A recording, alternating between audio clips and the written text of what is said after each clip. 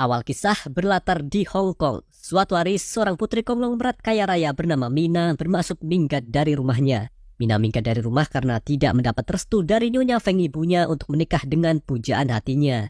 Saking kesalnya, Mina nekat mau kawin lari saja deh. Tentu saja Nyonya Feng sempat mencegah anaknya pergi. Bahkan dia mengancam Mina dengan keras. Jika Mina tetap nekat menikahi Yoshi pacarnya itu, maka dia tidak akan dianggap anak lagi oleh ibunya ini. Meski diancam, gilanya tekad Mina sudah bulat. Dia pun nekat kawin lari. Lanjut setahun kemudian setelah Mina menikah, cerita beralih di Makau. Kala itu dia menemani suaminya Yoshi yang sedang berlaga di gedung Venetian Makau. Di gedung ini terjadi perebutan gelar juara dunia tinju kelas menengah IBF antara Yoshi sang juara bertahan lawan Tanaka Hiroshi penantangnya. Pertandingan ini berlangsung sengit. Dalam ronde ke-6, Tanaka yang terdesak melakukan aksi tidak sportif dengan menyerang menggunakan kepalanya. Walaupun dicurangi, Yoshi tetap tenang dan dia justru tersenyum. Inilah momentum bagi Yoshi untuk membalas.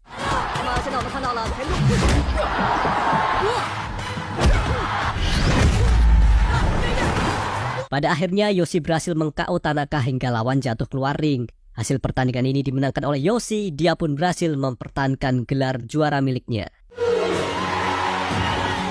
Selesai acara selebrasi, Yoshi lantas menuju ruang ganti. Di sana dia menemui Mina, istrinya yang tengah hamil tua. Dalam obrolan keduanya, Yoshi berniat membelikan kalung baru untuk Mina. Namun Mina menolak dibelikan kalung baru, sebab kalung lama pemberian Yoshi yang dia kenakan lebih berharga baginya. Karena kalung tersebut dibeli dengan hasil gajian pertama Yoshi dulu sebagai petinju profesional. Lantas Yoshi bertanya, "Terus apa dong yang harus aku belikan untukmu?"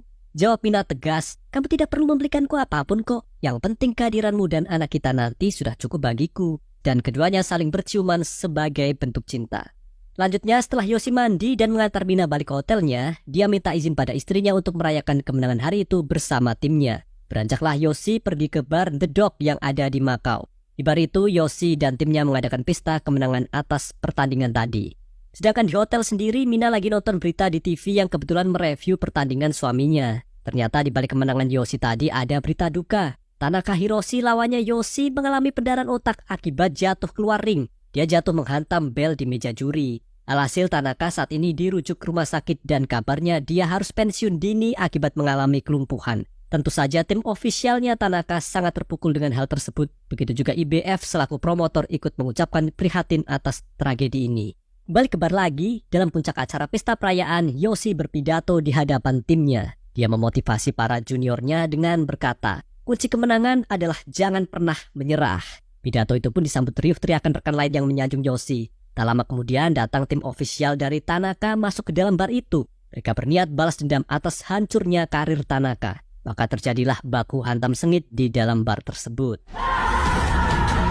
Dalam tawuran ini, Yoshi terdesak karena dikeroyok banyak musuh. Disitulah Shin juniornya membantu Yoshi yang terdesak ini. Saat hendak membantu, justru Shin kena pukulan tongkat telak di kepalanya yang mengakibatkan dia pingsan. Tidak terima Shin juniornya dihajar, Yoshi mengamuk. Tak lama kemudian polisi datang ke bar itu dan segera teman-teman Yoshi mengajak kabur. Namun Yoshi yang masih emosi justru terus menghajar musuhnya. Alhasil dirinya tertangkap polisi dan divonis hukuman 6 tahun kurungan penjara oleh pengadilan Makau. Dan inilah knockout. Baru juga beberapa hari mendekam di dalam penjara, Yoshi langsung mendapat musuh di sana. Namun tentu saja dia berhasil menghajar para napi yang bermaksud jahat padanya dengan mudah. Melihat kehebatan Yoshi, salah satu ketua geng napi bernama Long menyapa Yoshi yang barusan selesai duel. Maksud Long ingin berteman dengan Yoshi agar gengnya semakin kuat. Dia pun memberi sapu tangan untuk Yoshi membersihkan darah di hidungnya. Long juga menawarkan sebatang rokok sebagai bentuk pertemanan. Di sini Long mengatakan, "Hey bro, kalau nanti kita sudah keluar dari penjara, mau nggak lu kerja sama gua jadi kang pukul?" Tentu saja Yoshi tersinggung. "Woi bung, gue ini petinju, bukan preman," jawab Yoshi ketus sembari membuang rokoknya dan beranjak pergi. Meski mendapat penolakan tersebut, Long tidak menyerah. Selang beberapa hari kemudian, akhirnya mereka berdua berteman tanpa pamrih lagi. Untuk merayakan pertemanan ini, keduanya bermain basket bersama. Setahun telah berlalu sejak Yoshi mendekam di dalam penjara. Mina akhirnya menjenguk suaminya dengan menggendong anak mereka yang baru berumur beberapa bulan. Yoshi kemudian menamai anak mereka ini Blite yang artinya riang gembira. Setelahnya dia menyarankan pada Mina agar tidak usah sering menjenguknya lagi, sebab Yoshi tidak ingin jika anaknya itu tahu kalau ayahnya adalah seorang kriminal. Mendapat instruksi dari Yoshi, Mina pun akhirnya menuruti apa kata suaminya itu. Lanjutnya, 6 tahun berlalu sejak Yoshi di penjara, kini tiba saatnya hari di mana dia bebas. Herannya, saat baru keluar penjara tidak ada satupun keluarga yang menyambutnya. Di sini Yoshi tidak merisaukan hal tersebut. Dia pun segera pulang ke Shanghai, Cina dengan membeli tiket pesawat. Sesampainya di bandara Shanghai, sahabatnya bernama Feng menjemput Yoshi di pintu bandara. Sekedar informasi, Feng ini adalah mantan manajernya Yoshi dulu saat aktif bertinju. Kabarnya Feng sekarang kerja jadi manajer di sasana tinju bernama Brotherhood. Yoshi sempat bertanya pada Feng, ngomong-ngomong Mina istri gue di mana bre? Tak langsung menjawab, Feng hanya mengajak Yoshi untuk segera naik dulu ke mobil, nanti dia baru akan cerita. Di dalam mobil sembari berkendara, Feng menjelaskan bahwa Mina sudah meninggal. Mendengar penjelasan Feng yang begitu singkat, Yoshi sempat tak percaya. Lo jangan bercanda bre, ucap Yoshi. Lantas Feng lanjut cerita, tepat 3 bulan lalu Mina istrimu bersama Blite sedang jalan-jalan bre. Namun sialnya ada mobil truk melaju kencang. Karena si sopir mabuk, nyaris saja Blite tertabrak. Untungnya Mina berhasil menyelamatkannya di saat terakhir dengan mengorbankan diri. Tegas Feng menceritakan kronologi bagaimana Mina meninggal. Tentu saja Yoshi begitu syok mendengar cerita Feng ini. Dia masih tak percaya jika istrinya ternyata beneran sudah meninggal. Singkat cerita, diajaklah Yoshi ke rusun peninggalan Mina yang bersebelahan dengan sasana tinju yang Feng kelola. Di rusun itu Feng menjelaskan kalau sepetak rumah ini adalah hasil Mina menginvestasikan bayaran terakhir Yoshi sebagai petinju 6 tahun lalu. Mina membelanjakan uang itu untuk membeli properti ini. Feng juga mengatakan bahwa di kartu ATM peninggalan Mina masih tertabung beberapa uang yang cukup untuk makan 1 bulan. Tak lupa Feng memberitahu jika Blite anaknya Yoshi ini saat ini dititipkan di panti asuhan. Sudah 3 bulan lamanya dia tinggal di sana semenjak Mina meninggal.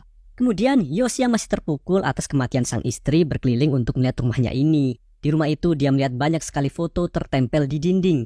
Bahkan semua dinding tertempel foto keluarga hingga ke kamarnya Blite. Sembari merenung di kamar anaknya itu, Yoshi melihati akta kelahiran milik Blite yang tersimpan di sebuah tas plastik. Di dalam tas itu ada kalung peninggalan milik Mina. Yoshi pun mengambil kalung tersebut untuk dia kenakan. Lanjutnya, Yoshi diantar Feng ke panti asuhan di mana Blite dirawat. Sesampainya di panti itu, Blite dikenalkan pada Yoshi ayah kandungnya.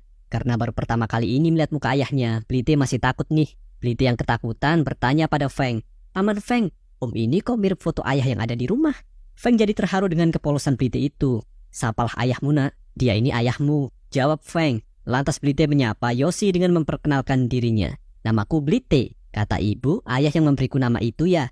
"Benar nak, Blite yang artinya riang gembira," jawab Yoshi. Lantas Blite kembali bertanya, "Kenapa ayah begitu lama menghilang?" Di sini Yoshi terpaksa berbohong. Dia mengatakan alasan dirinya menghilang karena sibuk bertinju. Disitulah Yoshi berjanji untuk tidak lagi meninggalkan keluarganya. Kemudian menjelang maghrib, pulanglah Yoshi dan Blite diantar oleh Feng dengan mobilnya menuju rusun. Sesampainya di rumah, Blite izin pada ayahnya untuk langsung tidur. Di sini Yoshi memaklumi jika anaknya ini belum begitu nyaman dengan kehadirannya. Lantas Yoshi lanjut merenung di balkon rusun. Di balkon Yoshi berniat perokok, namun dirinya baru ingat bahwa dia harus memberi contoh yang baik untuk anaknya. Alhasil Yoshi membuang semua rokoknya dan kembali ke dalam rusun. Sesaat masuk rumahnya itu, Yoshi terkejut. Loh, kok Blite belum tidur? Terlihat anaknya ini sedang melihat foto-foto yang tertempel di dinding. Kemudian Yoshi bertanya, "Kok belum tidur nak?" Katanya tadi mau tidur. Blite yang terlihat sedih pun menjawab, "Aku menyesal ya, gara-gara aku ibu meninggal," jawab Blite sembari menangis memeluk ayahnya itu. Lantas Yoshi menenangkan anaknya ini. "Bukan kamu yang salah nak, ayahlah yang salah telah meninggalkan kalian." Spontan Yoshi menggendong anaknya itu untuk bersama-sama melihat foto keluarga yang tertempel di dinding rumah. Lanjut esoknya, Yoshi menyempatkan pergi berziarah ke makam Mina istrinya. Selesai berziarah, malamnya dia mengajak Blite main ke sasana Brotherhood untuk menyapa teman-teman lamanya. Diajaklah keduanya makan bersama di sasana oleh Feng. Dan sebelum santap malam dimulai, Shin bercerita pada Yoshi bahwa sebenarnya sasana ini hampir bangkrut. Saat ini Feng sebagai manajer sasana terpaksa membuka kelas yoga dan fitness demi menarik member baru. Selesai Shin bercerita, kemudian Feng menyambut kembalinya Yoshi dengan semangat. Mereka semua bersulang untuk kepulangan sang juara tinju. Setelah bersulang, kemudian Yoshi mengumumkan pada teman-temannya bahwa dirinya menyatakan pensiun dari dunia tinju. Tidak ada niatan kembali bertinju, semua itu demi Blite anaknya. Sebab Yoshi menganggap bahwa masa jayanya sudah habis, sembari menunjukkan perutnya yang membuncit. Mendengar pernyataan Yoshi ini membuat Feng kecewa berat tentunya. Sepulangnya makan malam bersama di sasana, Blite yang tertidur digendong ke kamar oleh sang ayah. Kemudian setelah menidurkan anaknya, Yoshi menuju ruang keluarga. Di sana dia merenung sembari memegangi kalung peninggalan Mina istrinya. Saat merenung ini, Yoshi sempat melihat coretan gambar anaknya yang melukis sosok ibu dan anak. Lihat gambar ini, Yoshi pun menegaskan bahwa mulai hari ini dia akan melepas semua atribut dunia tinju, termasuk foto-foto bertinju yang tertempel di dinding rumahnya. Lanjut esoknya, setelah menyatakan pensiun dari dunia tinju, Yoshi mulai mencari pekerjaan baru demi menghidupi keluarga. Hari itu dia berkeliling kota Shanghai untuk melamar kerja di beberapa perusahaan. Saat melamar di perusahaan bagasi pesawat, dia ditolak karena catatan kriminalnya. Melamar jadi petugas stasiun ditolak karena tidak punya lisensi transportasi darat. Sedangkan di perusahaan ekspor-impor, Yoshi yang menolak karena harus ditempatkan di Afrika. Dia tidak mau meninggalkan anaknya lagi. Sementara di perusahaan komunikasi, ditolak juga karena catatan kriminalnya. Pada akhirnya Yoshi hampir putus asa karena banyak perusahaan yang menolaknya. Dia pun coba berkeliling kota sekali lagi, kali aja ada peluang lain. Dan disitulah melintas tukang kurir paket nih. Terlintas ide untuk mendaftar jadi kurir paket saja deh. Segera Yoshi mendatangi perusahaan ekspedisi untuk melamar kerja. Sampainya di perusahaan itu, HRD menjelaskan bahwa untuk jadi kurir paket mereka harus paham daerah Shanghai. Tentu karena Yoshi warga lokal, dia paham betul seluk-beluk kota ini. Dan dengan demikian syarat terpenuhi. Kemudian HRD menjelaskan lagi sistem gajinya. Setiap kurir akan digaji 7 yuan per antaran paket dan minimal harus mengantar 400 paket dalam 1 bulan. Setiap keterlambatan pengantaran akan dipotong dari gaji si kurir. Mendengar penjelasan HRD ini, Yoshi pun setuju teken kontrak kerja dan dia segera pulang setelahnya. Lanjut esoknya, hari itu adalah hari pertama Yoshi kerja jadi kurir paket. Benar-benar pagi yang sibuk kali ini. Dia harus membangunkan Blite, memandikannya dan membuatkan sarapan. Namun karena begitu terburu-buru jadinya Yoshi tak fokus. Masakannya gosong deh. Terpaksa Yoshi membuatkan mie instan saja buat anaknya. Saat sarapan dengan anaknya ini, Yoshi pun berjanji pada Blite kalau besok akan lebih sigap. Selesai sarapan, diantarlah Blite ke sekolahnya. Di depan gerbang sekolah, Yoshi berpesan agar nanti pas jam pulang sekolah, Blite menunggu di gerbang. Jangan pulang sebelum ayah datang ya. Tegas Yoshi dan keduanya tos. Mereka pun berpisah pagi itu. Memasuki halaman sekolah, teman Blite sempat kaget ketika melihat ayah Blite tadi kok pakai jaket kurir paket. Temannya ini pun bertanya, apa ayah kamu kurir paket ya? Blite mengelak dengan gaya, bukan, ayahku itu juara tinju, jawab Blite tegas. Lanjut pada Yoshi, untunglah pagi itu dia tidak terlambat datang ke tempat kerjanya. Para kurir segera melakukan briefing sebelum bekerja nih. Setelah briefing selesai, mereka segera bubar untuk mengantar paket yang sudah menumpuk. Hari pertama Yoshi bekerja berjalan lancar. Dia berhasil mengantarkan beberapa paket ke pelanggannya. Bahkan dia juga langsung akrab dengan rekan kurir lain. Dan singkatnya, siang itu Yoshi ini harus mengantar sebuah paket makanan ke sebuah gedung perkantoran elit. Sesampainya di gedung itu, Yoshi memarkirkan motornya dan segera masuk ke lobi gedung. Namun dia dihentikan oleh security yang bertugas. Para security ini marah karena Yoshi main nyelonong masuk. Bahkan mereka juga mengusir Yoshi keluar. Terpaksa Yoshi mengalah dan keluar gedung. Dia segera berinisiatif menelpon pelanggannya yang bernama Tuan Wang untuk mengambil paket di lantai bawah. Sebab Yoshi tidak diizinkan masuk. Sesaat Yoshi selesai menelpon inilah, security tadi kembali menghampirinya. Si security ternyata mengenal wajah Yoshi. Lu bukannya Yoshi si juara tinju itu ya? Gue ngefans loh. Coba peragakan dikit gerakan tinju dong bro. Ucap security begitu tengil. Bukan bang, lu salah orang, jawab Yoshi malu. Si security tersinggung dicuekin. Wah sombong amat sekarang lu. Gue viralin ah. Ancam security mengeluarkan ponselnya dan siap merekam. Nih guys, nasib si juara tinju, sekarang dia jadi kang paket. Ejek security membulinya. Yoshi pun coba menahan emosinya. Please, jangan bikin gue emosi dong bang. Yoshi yang menolak direkam tak sengaja membuat ponsel si security jatuh terlempar. Tentu si security marah besar ponselnya rusak. Kurang ajar lu ya, ponsel gue jadi rusak bego. Ganti rugi nggak? Ancam security rese ini. Bahkan si security tega menendang motor inventaris milik perusahaan Yoshi bekerja sehingga paket bawaannya berserakan. Di sini si security terus membuli Yoshi. Katanya lu petinju, coba kalau berani pukul gue. Haha, dasar cemen lu. Tak lama bos pemilik perusahaan tempat security ini bekerja turun dari mobilnya. Ketika dia hendak masuk gedung, si bos ini melihat keributan. Si bos pun melerai keributan tersebut dan betapa kagetnya dia melihat sosok Yoshi. Ternyata si bos adalah Long, teman Yoshi sewaktu di penjara dulu. Segera Long menegur si security. Woi, lo tahu nggak kalau pria ini adik gue, ha? Merasa bersalah lantas security minta maaf tentunya. Maafkan saya bos, saya tidak tahu. Si security ketakutan sembari terus meminta maaf karena sok jagoan. Lantas tak mau buang waktu, Long pun mengajak Yoshi masuk ke gedung untuk dijamu dengan layak. Di kantin gedung itu, Long menjamu Yoshi dengan secangkir kopi hangat. Dia terkejut melihat adik angkatnya sekarang jatuh miskin. Kenapa berhenti tinju dik? Kok malah jadi tukang paket? Sebenarnya gue bisa saja buat lo kaya lagi, tapi syaratnya lo harus kerja sama gue. Mau? Gue punya banyak relasi kalau cuman buat sponsorin lo balik ke tinju. Ucap Long menawarkan bantuan. Namun Yoshi menolak tawaran ini. Ah, tidak usah kak. Lagian gue sudah pensiun dari tinju. Kerjaan gue sekarang cukup kok buat hidup. Ngomong-ngomong terima kasih ke atas tawarannya. Tegas Yoshi. Setelah sempat menyeruput kopi yang disuguhkan tadi, Yoshi lantas pamit pergi soalnya dia harus jemput anaknya pulang sekolah. Selesai menjemput Blite, Yoshi pulang sambil beli kue untuk makan malam di rusun. Sehabis makan malam baru deh boleh tidur. Inilah untuk pertama kalinya Yoshi meninabubukan anaknya. Hari-hari pun dilalui dengan gembira. Kini Yoshi lebih cekatan mengurusi Blite di pagi hari seperti memandikan anaknya, menyiapkan sarapan dan mengantar sekolah. Dia juga semakin semangat bekerja meski panas atau hujan dari pagi hingga malam hanya demi keluarganya. Sampai suatu hari di musim hujan, Yoshi mengantar anaknya ke sekolah. Di depan gerbang sekolah, Blite bilang kalau ayah jangan sampai telat jemput pulang nanti. Tentu Yoshi berjanji akan menjemput tepat waktu. Singkatnya hingga tiba jam pulang sekolah, sore itu kebetulan hujan deras. Namun Yoshi belum kunjung datang untuk menjemput Blite. Bahkan sampai murid lain sudah pada pulang semua tuh. Ibu guru hanya bisa menemani Blite sembari memegangi payung. Dia sempat membujuk Blite untuk meneduh ke dalam. Tapi Blite menolak, katanya dia sudah berjanji pada ayahnya untuk menunggu di gerbang sekolah. Tak lama Yoshi datang mengendarai motor menjemput Blite. Melihat Yoshi terlambat menjemput anaknya, Bu Guru sempat menegur Yoshi. Setelahnya Bu Guru meminjamkan payungnya pada Yoshi sebelum dia balik ke dalam gedung sekolah. Menyadari bahwa dirinya telah lalai karena terlambat jemput anaknya, Yoshi lantas meminta maaf pada Blite. Yoshi mengatakan kalau besok-besok akan menjemput Blite lebih awal saja deh, biar tidak terlambat lagi. Lanjut esok paginya, akibat kehujanan kemarin, Blite jadi demam. Dia pun tidak bisa berangkat sekolah karena sakit. Tentu sebagai ayah, Yoshi harus merawat anaknya yang sakit dan jelas dia tidak bisa berangkat kerja. Apa boleh buat, Yoshi berinisiatif menelpon bosnya. Dia meminta izin cuti kerja karena anaknya sakit. Namun sadisnya, bos kurir tempat Yoshi bekerja tidak memberi toleransi untuk cuti dengan alasan apapun. Saking marahnya, si bos bahkan tega memecat Yoshi secara sepihak. Alhasil Yoshi jadi pengangguran lagi.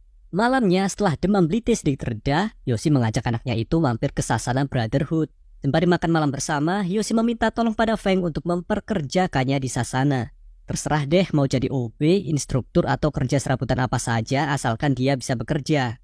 Lihat Yoshi sedang dalam masa sulit ini membuat Feng iba. Sebagai manajer Sasana, Feng akhirnya menerima Yoshi bekerja di sana. Lanjut esoknya, sepulang menjemput Blite sekolah, dibawalah anaknya itu ke Sasana. Di sana Blite langsung disuruh ayahnya untuk mengerjakan PR di ruang ganti, sedangkan Yoshi sendiri mau lanjut kerja lagi. Kemudian Yoshi mulai bekerja, dia bertugas untuk membersihkan semua alat gym yang selesai dipakai dan menatanya dengan rapih. Ketika kerja bersih-bersih ini, Yoshi sempat melihat foto dirinya sewaktu jadi petinju pro yang terpajang di dinding Sasana itu. Sungguh kenangan yang menyentuh, tapi dia tidak mau berlarut dalam masa lalu. Beres membersihkan alat gym, Yoshi lanjut mengepel lantai. Tak lama mesin juniornya meminta tolong pada Yoshi untuk menggantikannya sebagai instruktur. Kak Yoshi, gantikan aku sebentar bisa ya sebagai instruktur untuk 3 member baru kita. Hari ini mereka ada kelas kebugaran, tapi malah aku ada urusan mendadak nih. Ucap Shin meminta tolong. Oke, jawab Yoshi simple. Dia pun meninggalkan kerjaan mengepel lantai dan segera menjadi instruktur untuk 3 member baru Sasana tersebut. 3 member baru ini bernama Fat, seorang food vlogger terkenal, Tin seorang pengacara, dan Ran, karyawan bank.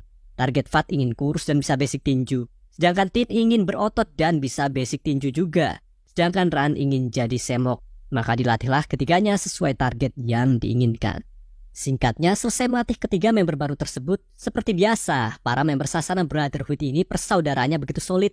Tiap beberapa hari sekali mereka mengadakan acara makan malam bersama di Sasana itu. Tentu saja Yoshi dan Blite diajak dalam makan malam ini. Sambil makan malam mereka menonton pertandingan tinju di TV. Pertandingan tinju kali ini menampilkan si juara dunia tinju kelas menengah yang baru. Dia adalah Igawa Yuji, petinju Jepang yang berumur 24 tahun. Igawa ini merupakan juara bertahan tanpa terkalahkan seperti halnya Yoshi dulu.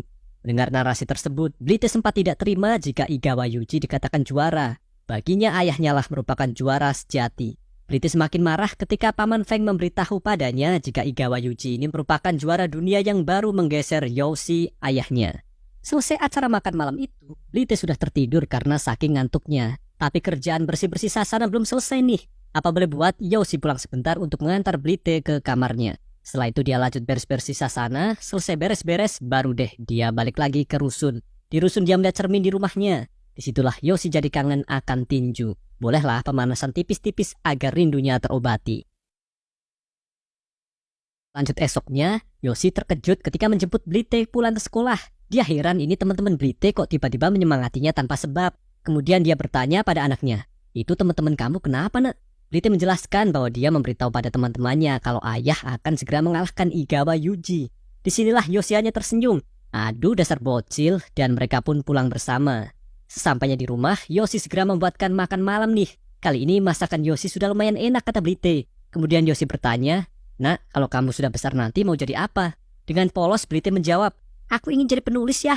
Yosi pun mendukung cita-cita anaknya ini tentunya. "Kalau begitu nanti tolong tulis kisah kehidupan ayah ya." Dengan semangat Blite menjawabnya, "Tentu saja ya, aku akan menulis cerita tentang ayah, hehe." Kemudian Yosi segera menyiapkan minum untuk teman makan malam mereka. Lanjut esoknya, sepulang menjemput Blite sekolah, keduanya segera menuju Sasana karena Yosi mau kerja lagi. Sesampainya di Sasana, Feng mengabarkan pada Yosi ada seorang emak-emak mencarinya. Segeralah Yosi menemui emak-emak itu yang ternyata adalah nenek Fang mertuanya. Nenek Fang langsung memarahi Yosi dan menamparnya.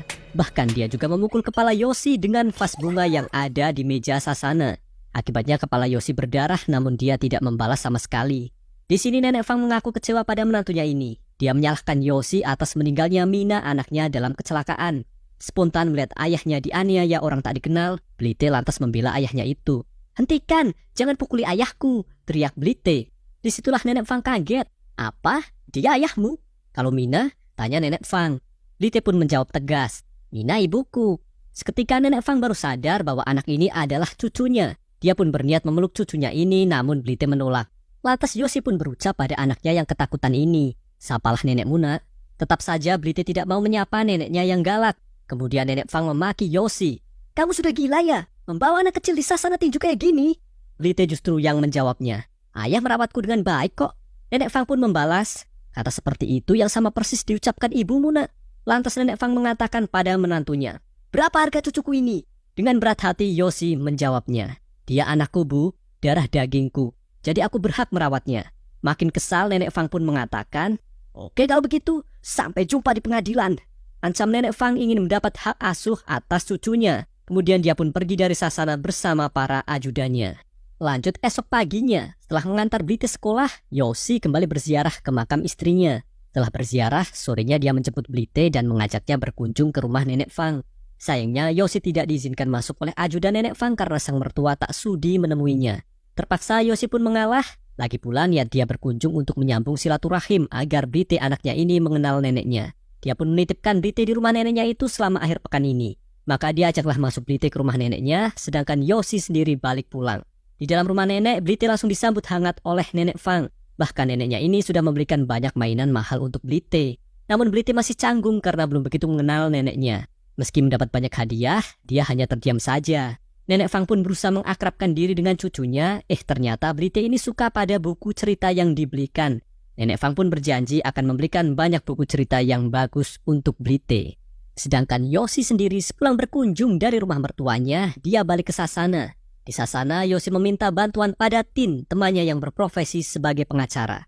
Dia berniat melawan balik tuntutan mertuanya kemarin yang sudah mengajukan gugatan atas hak asuh cucunya di pengadilan. Kata Tin, Yosi sudah melakukan kesalahan dengan menitipkan Blite di rumah neneknya tadi. Sebab jika Blite jadi akrab dengan neneknya, bisa-bisa dia mending milih hidup sama neneknya. Namun Yosi tidak menyesal telah mengenalkan Blite pada neneknya itu. Mau bagaimanapun mertuanya ini juga keluarganya. Kemudian Tin menegaskan lagi bahwa yang akan dilawan Yosi bukan orang sembarangan. Yang Tin tahu, nenek Fang merupakan salah satu pengusaha terkaya di Cina. Secara kekuatan finansial dia sangat mumpuni kalau hanya untuk membesarkan Blite. Jadi jelas Yosi bakal kalah di pengadilan kalau soal adu kelayakan hak asuh. Tin menegaskan hanya ada satu cara untuk memenangkan hak asuh atas anaknya, yaitu sejauh mana peran Yosi selama ini sebagai ayah untuk Blite. Lanjut esoknya, hari itu Blite dan neneknya pergi ke Hong Kong untuk berlibur. Di Hong Kong, Blite diajak berkeliling dengan kapal pribadi milik nenek Fang. Nenek Fang mengatakan pada Blite kalau dunia itu luas, jadi suatu saat neneknya berjanji akan membawa Blite keliling dunia. Bahkan nenek Fang juga berencana akan mengsekolahkan Blite di sekolah paling bagus.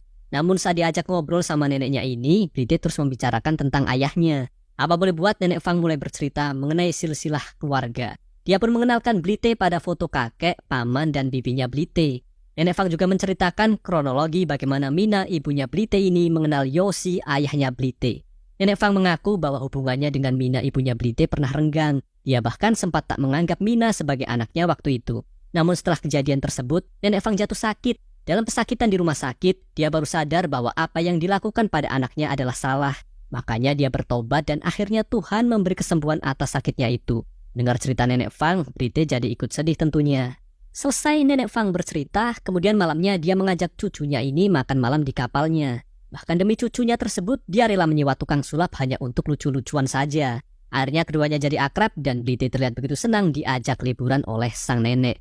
Cerita beralih di halaman rumah Nenek Fang. Ternyata Yosi sudah menunggu lama untuk menjemput anaknya pulang. Namun hingga hari gelap, Blite belum balik ke Shanghai. Karena kasihan, ajudan Nenek Fang segera menemui Yosi. Si ajudan mengatakan kalau Nyonya Fang kemungkinan pulang dari Hong Kong besok. Mertuanya ini berpesan akan memulangkan Blite besok, jadi Yosi tidak usah menunggu. Mendapat kabar tersebut, Yosi pun pulang. Dia merenung di Sasana sendirian malam itu. Di Sasana, dia jadi kepikiran mungkinkah dirinya akan kehilangan hak asuh atas anaknya sendiri. Disitulah Yosi jadi kesal pada dirinya yang sekarang jatuh miskin. Dia yang sedih lantas memukuli Samsak untuk meluapkan emosinya.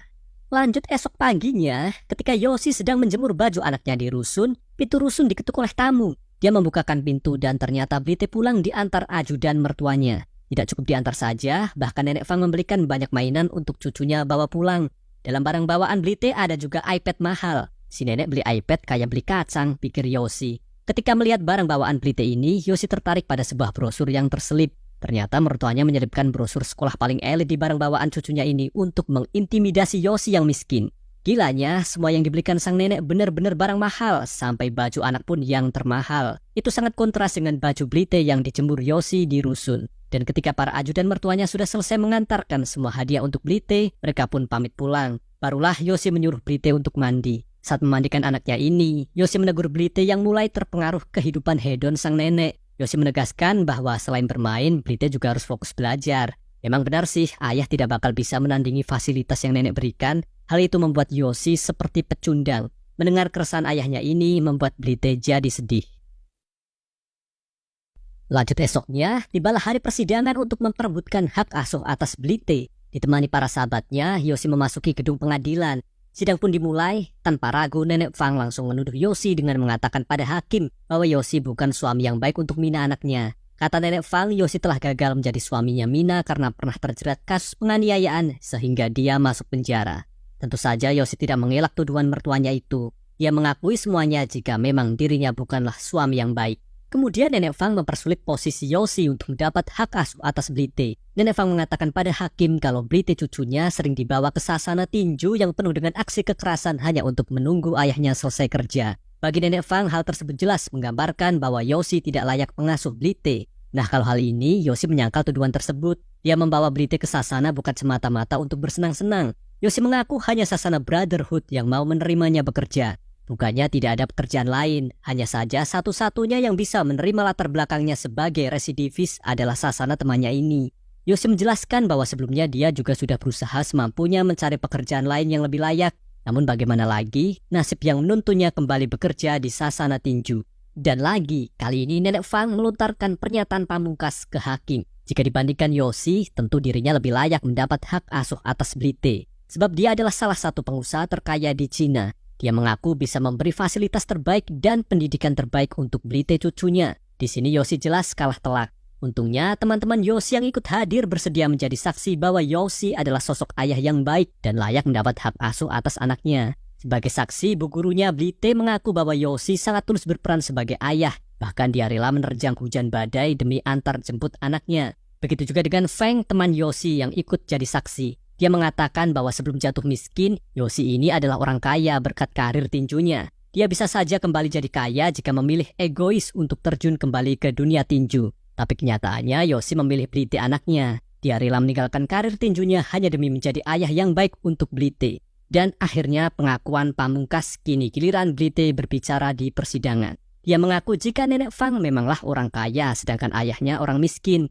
Namun bagi Blite, ayahnya tak akan pernah tergantikan oleh apapun. Blite mengaku saat bersama ayahnya, dia bisa merasakan kasih sayang seperti yang dulu ibunya berikan.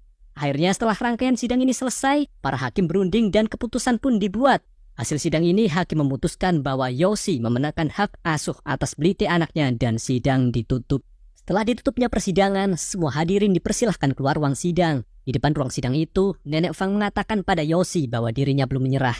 Dia akan mengajukan banding atas hak asuh Blite. Sambil emosi, kemudian Nenek Fang dan rombongannya bergegas pergi. Lanjut malamnya, setelah memenangkan persidangan sengit siang tadi, Yosi mengajak Blite keluar di balkon rusun saat hujan. Dengan berteduh di naungan payung, Yosi menunjukkan indahnya pemandangan kota Shanghai pada Blite. Habis itu, keduanya lanjut mampir ke Sasana Brotherhood untuk makan malam bersama. Sebagai perayaan atas kemenangan Yosi di pengadilan tadi, Fat, si food vlogger, mentraktir semua teman-temannya dengan makanan enak. Namun sebelum acara dimulai, tentu saja Yosi mengucapkan terima kasih pada para sahabatnya itu yang sudah mensupportnya selama ini. Dan acara makan malam pun dimulai. Namun di sini, Fat yang jahil coba isengin Blite. Diam-diam dia mencelupkan sumpit milik Blite ke saus pedas dan Blite yang tidak tahu segera makan dengan sumpit itu. Akibatnya Blite jadi kepedesan dan semuanya tertawa karena kejahilan kecil ini. Anehnya setelah diberi minum, Blite jadi batuk dan tiba-tiba muntah darah. Alhasil semuanya jadi kaget. Segera Blite dilarikan ke rumah sakit untuk mendapatkan perawatan. Sesampainya di rumah sakit, Blite segera mendapat pertolongan oleh dokter yang bertugas. Yosi sempat kaget bagaimana bisa anaknya hanya tersedak sedikit tapi pendarahan begitu banyak. Dokter pun menyarankan untuk uji laboratorium pada darah Blite supaya mengetahui penyebab pastinya. Semalaman menunggu hasil tes laboratorium, paginya dokter menghampiri Yosi untuk membacakan hasil observasi tersebut. Dari hasil tes laboratorium, Blite divonis sakit leukemia alias kanker darah. Dokter menyarankan agar Blite menjalani kemoterapi dan cangkok sumsum tulang belakang agar harapan hidupnya meningkat. Dokter juga menjelaskan bahwa biaya kemo dan cangkok sumsum itu mahal. Jadi Yosi diharapkan bisa menyiapkan biayanya sesegera mungkin. Setelah mendengar penjelasan dokter, Yosi begitu terpukul bagai tersambar petir di siang bolong. Meski sulit, namun dia harus berjuang demi anaknya. Segera Yosi cari kerja tambahan jadi kuli bangunan di sebuah proyek untuk mengumpulkan biaya pengobatan Blite. 6 bulan pun telah berlalu sejak Blite divonis kanker darah. Dia sudah menjalani serangkaian kemoterapi di rumah sakit dan proses kemo ini begitu menyakitkan sehingga rambut Blite mulai rontok. Sedangkan di proyek bangunan, Yosi terus bekerja banting tulang dari pagi hingga sore jadi kuli. Dia tanpa lelah bekerja lembur namun hasil yang didapat masih belum cukup untuk melunasi biaya pengobatan anaknya yang begitu besar. Suatu hari Yosi meliburkan diri dari kerjaannya hanya demi menyempatkan untuk menjenguk anaknya yang sedang menjalani kemo. Ketika mendengar teriakan Blite kesakitan karena kemo ini membuatnya tidak tega. Yosi jadi menangis meneteskan air mata. Selesai menjalani kemo barusan, Blite begitu lemas. Dia pun langsung dibesuk ayahnya yang memberikan semangat. Blite mengeluh sudah tidak kuat lagi menjalani kemo ini. Dia bertanya, "Yah, apa aku akan mati?" Yosi pun memberikan dorongan semangat pada anaknya. "Kamu tidak akan mati, nak. Kamu kan putri seorang juara tinju. Dengarkan ayah, terkadang hidup itu ada menang dan kalah. Namun selama kamu berjuang dan tetap menghadapinya, maka kamu akan jadi pemenang," tegas Yosi. "Jadi kalau aku menang, aku akan jadi juara ya?" tanya Blite. "Tentu saja, nak. Kamu akan jadi juaranya," jawab Yosi dan kemudian Blite tertidur karena efek obat bius. Seusai menjenguk anaknya di rumah sakit ini, esoknya Yosi kembali bekerja di proyek tanpa lelah. Sementara itu, proses pengobatan Blite juga terus berjalan dan kali ini ayahnya benar-benar tidak bisa menemani karena harus cari uang. Dan suatu hari, akhirnya Yosi diwajibkan menjalani tes laboratorium untuk melihat apakah sumsum tulang belakangnya cocok dengan Blite. Sayangnya, hasil laboratorium menyatakan bahwa sumsum Yosi tidak cocok untuk Blite. Meski sempat tak percaya dengan hasil laboratorium barusan, namun itulah kenyataannya. Dokter juga menegaskan bahwa Yosi harus sedikit demi sedikit mengangsur biaya pengobatan Blite yang kian membengkak. Hingga sore hari, Yosi merenung di lorong rumah sakit.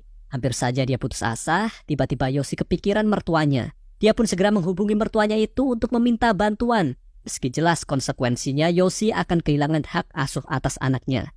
Dalam obrolan tersebut, Yosi menelpon mertuanya untuk ketemuan. Sore itu juga, Yosi pergi ke rumah mertuanya. Dengan berat hati, dia mengabarkan kalau Blite sakit kanker darah dan kini dirawat di rumah sakit. Yosi mengatakan kalau Blite memerlukan donor sumsum tulang belakang yang cocok sesegera mungkin. Dengar kabar ini membuat Nenek Fang kaget. Ternyata selama ini cucunya sakit tapi kok dirinya tidak dikabari. Akhirnya dia marah pada Yosi yang tak segera mengabarinya. Nenek Fang kembali membuli Yosi yang miskin dan tak berdaya. Nenek Fang menegaskan bahwa mulai hari ini dia yang akan mengambil alih semua pengobatan Blite. Namun dengan satu syarat, bahwa hak asuh atas cucunya itu sepenuhnya akan jatuh padanya. Esoknya, Yosi kembali ke rumah sakit untuk membesuk Blite. Dia membelikan Blite rambut palsu yang mirip seperti Putri Elsa agar anaknya senang. Yosi juga mewariskan kalung peninggalan Mina istrinya untuk Blite kenakan sebagai keberuntungan. Dan karena kini hak asuh atas Blite sudah jatuh pada mertuanya, Yosi bersikap tegas pada Blite. Dia terpaksa pura-pura memarahi Blite agar anaknya itu mau merelakan ayahnya pergi. Tentu saja Blite yang dimarahi hanya bisa meminta maaf dan menangis. Blite merengek agar ayahnya tidak meninggalkannya sendiri. Meski berat, Yosi harus melakukannya karena dia tidak ingin anaknya ketergantungan dengannya terus. Sambil menangis, Yosi berlalu menuju toilet. Di toilet rumah sakit, dia muntah-muntah karena saking sedihnya harus berpisah dengan anaknya itu. Setelah dari rumah sakit, Yosi pulang ke rusun nih. Di rusun, dia hanya bisa melamun melihati foto istri dan anaknya yang tertempel di dinding. Dia juga melihat gambar anaknya yang kemarin hanya ada ibu dan anak. Sekarang sudah ada sosok ayah di sana. Lanjut esoknya, demi pengobatan terbaik cucunya, Nenek Fang memindahkan Blite ke rumah sakit anak khusus kanker di Beijing, Cina yang jelas punya fasilitas lebih memadai. Berkat kekuatan finansial neneknya itu, kini kondisi Blite lebih membaik. Bahkan catatan medis menunjukkan kemajuan yang pesat. Nenek Fang jadi agak lega. Dia segera menemani Blite bermain di ruang anak. Di sana Blite meminta pada neneknya untuk dibelikan ponsel dengan alasan ingin bermain game. Tentu saja Nenek Fang tahu jika itu hanya alasan Blite untuk menelpon ayahnya. Akhirnya Nenek Fang pun membelikan Blite ponsel yang bagus. Kemudian setelah dibelikan ponsel, Blite segera menelpon ayahnya. Blite tidak marah pada Yosi soal kemarin dia dimarahi. Sebab dia tahu kemarin ayahnya tiba-tiba marah agar Blite mau merelakannya pergi. Saat ini Blite mengaku sudah agak baikan. Nenek Fang juga menyewa jasa guru private supaya dia tidak ketinggalan pelajaran di sekolah. Blite berjanji akan sembuh dan tumbuh dewasa dengan cepat agar suatu saat dia bisa bersama ayahnya lagi. Di sini Yosi kembali menegaskan seperti pesannya kemarin supaya Blite tidak menyerah melawan penyakitnya ini karena dia adalah putri juara tinju. Tentu saja Blite ingat pesan tersebut dengan sangat detail dan hal ini membuat Yosi terharu. Kemudian obrolan mereka pun selesai dengan linangan air mata. Selesai teleponan dengan anaknya, Yosi pun pergi ke Sasana Brotherhood. Setibanya di Sasana, dia berteriak pada Feng kalau dirinya akan comeback ke dunia tinju. Semua itu dia lakukan demi memberi contoh pada Blite yang sedang berjuang melawan penyakitnya. Semua sahabat jadi senang mendengar berita ini. Mereka segera bersiap membentuk tim untuk mensupport Yosi. Mulai hari itu dan seterusnya, Yosi akan latihan keras di Sasana. Feng yang bertindak sebagai manajer tim ini sigap menghubungi relasinya dulu yaitu Tuan Wang. Dia menawarkan kerjasama agar Tuan Wang bersedia menjadi sponsor untuk comebacknya Yosi ke dunia tinju. Tentu saja Tuan Wang sangat antusias mendengar kabar ini, bahwa sang legenda sudah kembali. Kedua pihak akhirnya setuju bekerja sama lagi. Setelah tekan kontrak dengan sponsor, Yosi mendapat target untuk bisa menembus ranking 10 besar dunia dalam 3 tahun ke depan. Namun Yosi menegaskan bahwa itu terlalu lama baginya. Dia hanya butuh 18 bulan untuk mencapai itu. Dan benar saja ketika Blite yang dirawat di rumah sakit mulai bosan menghadapi penyakitnya ini, tiba-tiba tersiar berita di TV rumah sakit kalau Yosi ayahnya akan comeback tinju bulan depan. Hal ini membuat Blite semangat lagi. Dia merasa senang punya teman yang sama-sama berjuang menjadi pemenang. Dan kali ini lawan yang akan dihadapi Yosi setelah 7 tahun absen dari dunia tinju adalah petinju asal Thailand, peringkat 20 dunia di kelas menengah IBF. Singkatnya 1 bulan telah berlalu dan pertandingan perdana Yosi di gelaran kelas menengah dunia IBF dimulai.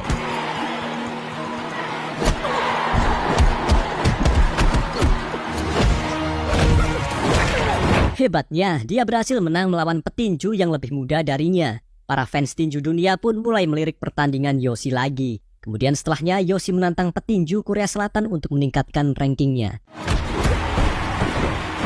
Kembali dia berhasil meraih kemenangan keduanya. Lanjut dia menantang petinju Inggris. Dan lagi-lagi dirinya meraih kemenangan TKO. Menonton pertandingan dari siaran TV bahwa ayahnya terus menang membuat Blite ikut bersemangat melawan penyakitnya. Dalam kemenangan ketiganya ini, tiba-tiba Yosi nekat menantang juara bertahan kelas menengah IBF yaitu Igawa Yuji. Yosi berkelakar, "Woi Igawa Yuji, selama gue belum benar-benar pensiun dari tinju, jangan bilang kalau lo juaranya, oke?"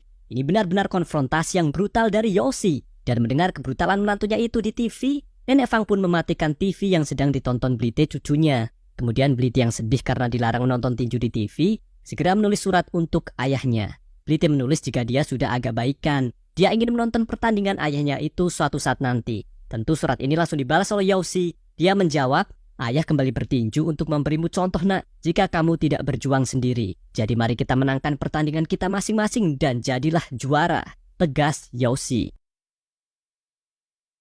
Lanjut esoknya, merespon berita viral di TV kemarin, Long segera mengunjungi sasana tempat Yoshi berlatih. Long menyapa Yoshi dan mengatakan kalau hanya dirinya lah yang bisa mewujudkan pertandingan antara Yoshi dan Igawa Yuji. Kata Long dia siap jadi sponsor utama pertandingan tersebut. Lantas Yoshi meminta waktu 2 bulan untuk persiapan. Namun Long menilai jika Yoshi berlatih dengan metode sekarang, dia yakin Yoshi akan dibantai oleh Igawa. Oleh sebab itu Long akan membentuk tim yang lebih profesional untuk melatih Yoshi dengan porsi latihan yang tepat. Akhirnya kedua pihak pun setuju bekerja sama. Kemudian esoknya, konferensi pers digelar untuk membahas pertandingan perebutan gelar juara dunia kelas menengah IBF antara Igawa Yuji versus Yoshi. Di konferensi ini, kedua petinju pun saling melontarkan Cywords. Setelah kedua belah pihak resmi menentukan tanggal pertandingan, esoknya Sasana Brotherhood kedatangan tim pelatih profesional yang disewa Long untuk mensupport adik angkatnya itu guna melawan Igawa Yuji. Segera Yoshi mendapat porsi latihan yang selama ini belum pernah dia jalani sebagai petinju profesional. Singkatnya 2 bulan telah berlalu sejak ditentukannya hari pertandingan, kini hari H sudah di depan mata. Sebagai bentuk dukungan pada anaknya yang sedang berjuang melawan penyakitnya, Yoshi menggunduli rambutnya agar mirip seperti anaknya yang sedang sakit. Kemudian dia mengirim pesan pada Blite bahwa hari ini ayah sudah berada di Jepang untuk bertanding. Namun mau bagaimana lagi, Nenek Fang tidak mengizinkan Blite nonton langsung pertandingan ayahnya itu di Jepang. Jadi Blite hanya bisa mendoakan ayahnya. Tak terduga, Paman Feng dan Fat menyusup ke rumah sakit tempat Blite dirawat. Mereka menyamar jadi dokter untuk membawa Blite ke Jepang agar dia bisa menonton pertandingan ayahnya. Sayangnya ketika hendak membawa Blite pergi, keduanya terpergok oleh Nenek Fang. Mereka pun diancam akan dilaporkan ke polisi atas tuduhan penculikan. Mendengar hal tersebut, Blite mengalah deh. Dia bersedia menuruti perintah nenek untuk tidak menonton pertandingan ayahnya di Jepang asalkan Paman Feng dan Fat tidak ditangkap polisi. Ternyata Nenek Fang ini hanya bercanda. Blite boleh kok nonton pertandingan ayah di Jepang asal nenek ikut. Dan betapa bahagianya Blite mendengarnya. Menjelang malam sampailah mereka di Tokyo, Jepang. Rombongan pun segera membeli tiket masuk Tokyo Dome di mana tempat pertandingan final digelar. Di ruang ganti sendiri, Yoshi sedang bersiap dan tentu dia tidak tahu jika anak dan mertuanya ikut menonton. Setelah segala pernak-pernik acara disampaikan oleh host tinju, ini tiba saatnya Yoshi bertanding. Dibacakanlah rekor tanding milik Yoshi, sang penantang yang berumur 35 tahun dengan rekor 20 menang, 0 kalah, 15 menang KO. Sedangkan rekor Igawa Yuji, sang juara bertahan berumur 25 tahun dengan rekor 21 menang, 0 kalah, 18 menang KO. Singkatnya, kedua petinju bersiap dan pertandingan ini dimulai sengit.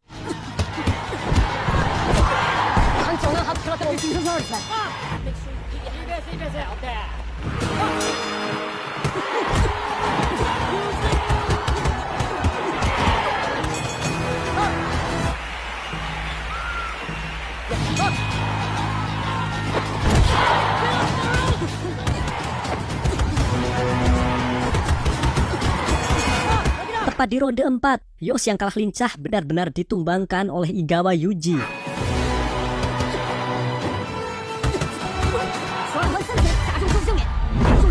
Hampir saja hitung mundur wasit selesai, Yoshi mendengar teriakan Blite anaknya yang menyemangatinya dari bangku penonton.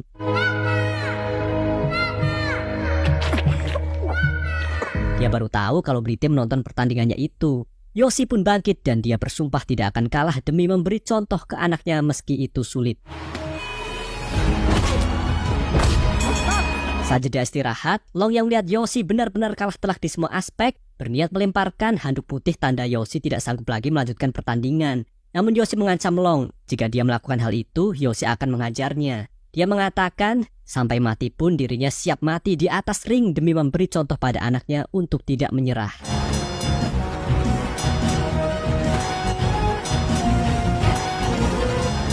Singkatnya, hingga ronde ke-11 seperti tidak ada harapan bagi Yoshi untuk menang. Semua penonton yang melihat Yoshi berjuang justru jadi kasihan. Hebatnya meski semua orang sudah menganggapnya kalah, justru Yoshi membuktikan untuk pertama kalinya dia berhasil merobohkan Igawa Yuji dengan tinjunya.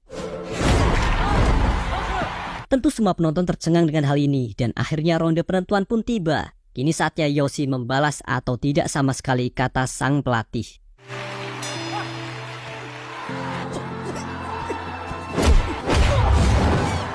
Di ronde 12 itu, sialnya untuk 2 kalinya Yoshi dirobohkan oleh tinju Igawa Yuji. Namun dia tidak menyerah dan bangkit untuk membalas dengan tenaga sisanya.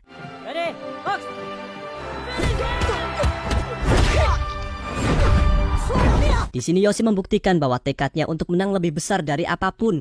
Dia berhasil meng-KO Igawa dengan kombinasi pukulan mematikan. Akhirnya gelar juara dunia tinju IBF kelas menengah resmi kembali pada Yoshi.